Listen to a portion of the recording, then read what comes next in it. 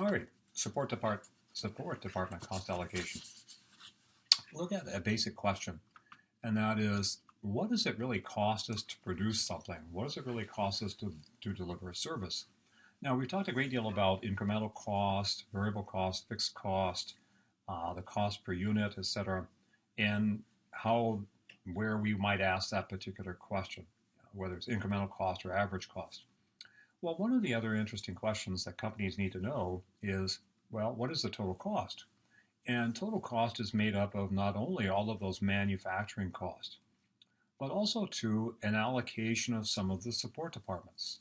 So if manufacturing operation A is using IT, is using the legal department, is using the accounting department, then it would be appropriate to allocate a fair and proportional amount of their cost to them. And so what this chapter is looking at is, how do you go about, in sort of a fair and rational way, allocating those costs to the what I call operational departments, so that we can measure what the total cost is. And once we know the total cost has been allocated to, let's say, a production facility, then we know what the total cost is, and we can set a price or examine a price accordingly to decide whether the price is above the cost or whether it's below the cost, or are we maintaining an adequate profit margin. So again, these are the questions, these are the issues that you're going to be dealing with. A support department would be, for example, IT. It could be human resources. It could be accounting. It could be the legal department, okay? And companies make a strategic decision to provide these services themselves because they want to be able to control the quality and the output of this particular department. And they also make a decision that is probably cheaper in the long run for the company as a whole to do this than to allow the different divisions, departments to go out and contract on their own. That way you would have a lot of replicated cost of services. So this is a little bit more, is trying to bring some degree of efficiency to this process. And so these costs are inherently part of the cost of production, not in a direct way like direct materials, direct labor, or even indirect manufacturing costs, but certainly they would be indirect costs and need to be included in the question, what is the total cost of providing this product? What is the total cost of providing this particular service? All right, so one of the questions that comes up a little bit in this when you're, excuse me, allocating costs from a department to another is, do we use one rate or do we use two rates? For example, with a single rate, we would combine both fixed and variable and then allocate it like we've done before, perhaps on direct labor hours, direct labor dollars, or some other sort of systematic and fair way. Another option would be to divide variable cost and fixed cost, treat them separately, find a driver for variable costs that seem to cause those costs to change.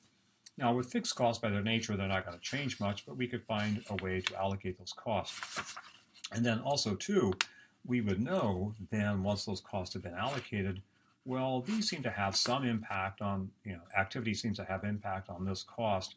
Fixed cost, okay, we're just doing it sort of in a rational way, in a way that people sort of accept. So that's, in a nutshell, sort of what you need to know in terms of the single versus the dual rate. Okay? Certainly the single rate is a lot easier to do, but it doesn't give you a good measure of the charges that have been allocated to your department. Well, what's variable and what's fixed. So by doing a dual rate, you get a little bit better, you get better information. All right, so I think we've said enough about that. All right, now what we're really going to be looking at here, to a great extent, are the three different methods that you can use to allocate a service department. One's called the direct method, the other step down, and reciprocal. And so these are methods that can be used to take something like IT, legal, accounting, HR, and allocate them to an operational department. Now, the direct method, and I think we'll just kind of skip ahead here to this. In fact, I'm going to jump ahead here. The directive, excuse me, says, look, okay, we have on this side, okay, we'll do it again. Try this again. Okay, on this side are my support departments. Okay, that is, we have the material management and kind of production control. On this side, we have our operating departments, those that are actually producing something that we're going to sell, machining and assembly. And so each of these support departments are helping in their own way the machining to accomplish their objective, and likewise assembly. So the rationale behind the direct method is say, look, okay, let's just take these costs, the 300,000, and take them directly to machining, directly to assembly. What it does not recognize is any kind of mutual sharing of services between support departments. That's really the complication with support department cost allocation, is that in reality, many times HR is helping law is helping HR, accounting's helping everybody. So there's a lot of mutual support between the support departments, and that needs to be recognized. The direct method just simply ignores it and takes a cost and allocates it accordingly. Now, the way you need to do that, kind of skip back here, is to say, look, okay, here are the direct costs in each department, the ones that I'm circling initially. These are my direct costs.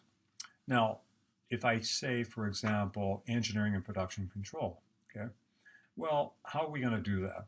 Well, okay, we're going to do it based on engineer salaries. Well, fine, I don't know.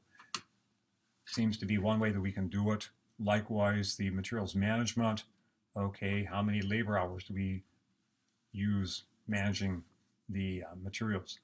So these, I need a proportional way, a fair way, a rational way to allocate these total cost.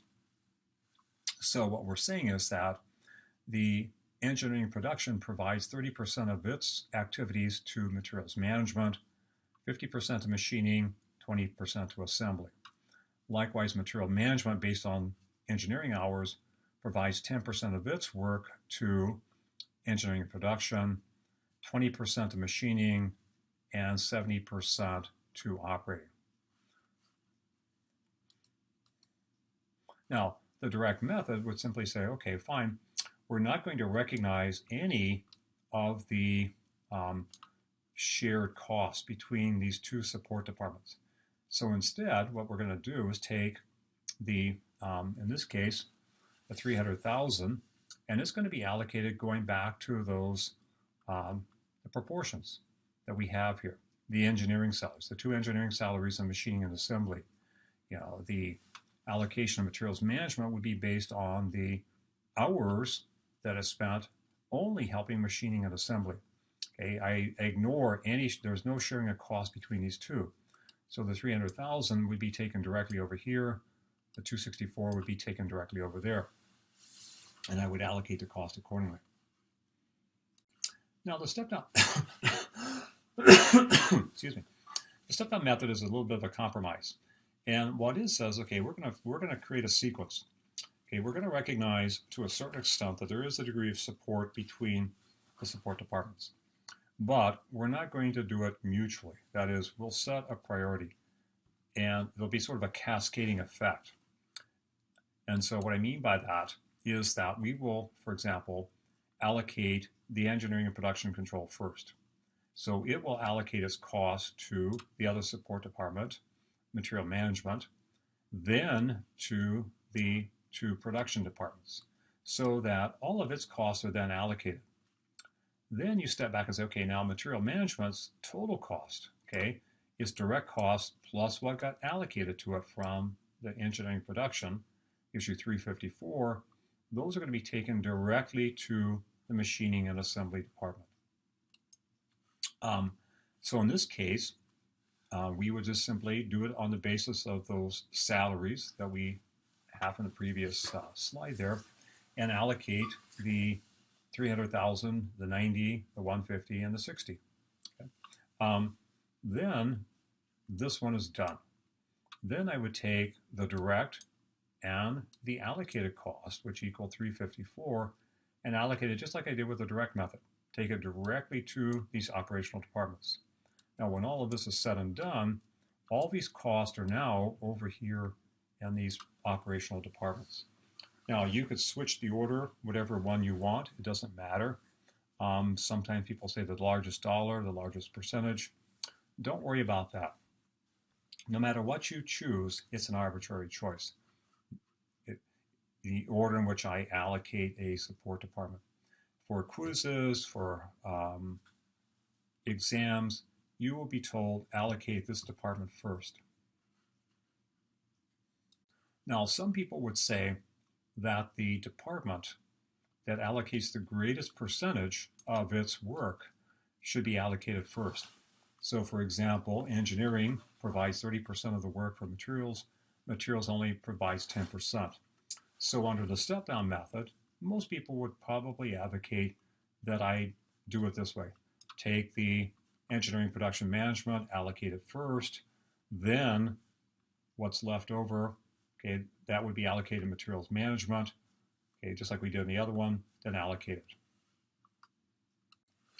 Now, a reciprocal method is a more accurate, a more precise way of doing it, perhaps a little bit better theoretically too, because it does recognize sort of the mutual sharing of costs between the departments, the support departments simultaneously, along with their providing services to the two operational departments. But it is a little bit more complicated to do. Now, one method that I can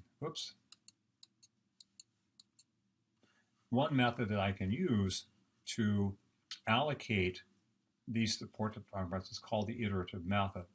And it's just a series of just keep allocating the support departments. So what I'm going to do is going back to those original percentages, okay, based on engineering salaries, based on hours. I go through iterations. I allocate the two support departments. It doesn't matter the order, but in this case, we'll start with engineering. So that 300,000 gets allocated, just like we did under the step-down method. Then I would allocate, now, the part that's different is that here I would have the 354 total cost, but part of that gets allocated back to the engineering, and then the other part goes over here to the two operational departments.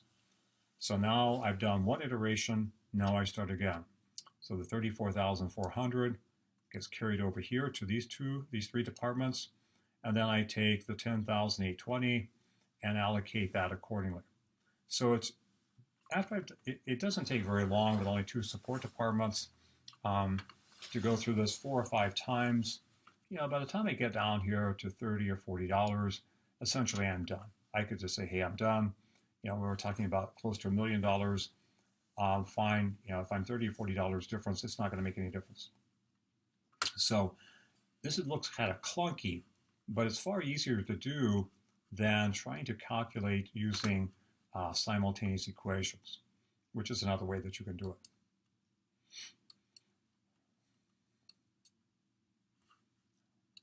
Okay, common costs, common revenues arise because of you bundle products together, you bundle services together. One example might be with an airplane trip. One, I could fly, let's say I'm flying from Duluth to Chicago, Duluth to New York. Let's say that the trip to Chicago, if I went there and back, would cost me $500. If I flew from Duluth to New York, it would cost me $1,000. Now, if I had to visit 2 clients, over several days, that would be $1,500. And I could bill them for that, and that's fine. Nobody would raise an eyebrow. But I might find, for example, that, gee, if I flew from Duluth to Chicago, Chicago to New York, New York back to Duluth, maybe it would only cost me $1,200 rather than $1,500. So the question is, how do I allocate that new cost, $1,200, to those 2 clients? So that's the issue. Now, with revenues, for example, it's kind of the same thing. Microsoft sells a bundle of products. If you buy you can buy Word, Excel, a lot of different, PowerPoint. How do they allocate the revenues to these different products? You need kind of a proportional way of doing it. Now, the standalone, sometimes I call the proportional method. It says, okay, if you go back to my example of the $500 and $1,500, that if I were to take the sum of those 2, the Duluth cost is really 25%. The New York cost is really 75%. So if my new cost was only $1,200, then I would charge the Chicago client $300 and the New York client $900. It's fair, it's rational, it's easy to understand, and generally people say, okay, I get it. There's not a real problem with that, okay? So the standalone method, again, is kind of a fair and rational way of doing it. It's one that's very easy to understand, and generally speaking, people will always agree with it, especially if you present a client with the opportunity to save some money. Okay, they're not going to say, well, hey, how come you didn't give me more of a discount than somebody else? Now, the incremental method is a little bit more difficult to rationalize, okay? What that would be is to say, okay, if the total cost of these two trips combined is $1,200, I need to pick a choice. I need to pick an order. So if I were to say, okay, the Chicago client is number one, New York client is number two, I'm going to charge the Chicago client all $500, and then I would only charge a New York client $700. Or conversely, I could say, well, okay, fine, you know what? My New York client is number one. I'm going to charge them the full amount, $1,000. Oh, we only have 200 left. I'll charge that to the Chicago client. So you kind of see internally, as long as nobody has to know how or why I'm doing this, nobody's going to argue with it. Okay. But the problem might be if you have to justify this to your clients. Why am I charging you the full amount? Why am I charging you only $200? Okay, so that's a problem sometimes with this incremental cost method. All right, well, I think that's pretty much it. I think in this chapter, particularly with cost allocation, a little bit like budgeting, it's probably better to explain it via the problems, to kind of see how the problems get worked out. Then you can backfill in terms of concepts and theory. Trying to talk in terms of glib generalities and theories about cost allocation doesn't really work. You actually have to see how it's done. So I will have the video talking about the problems. That'll be available to you as well on the Moodle website.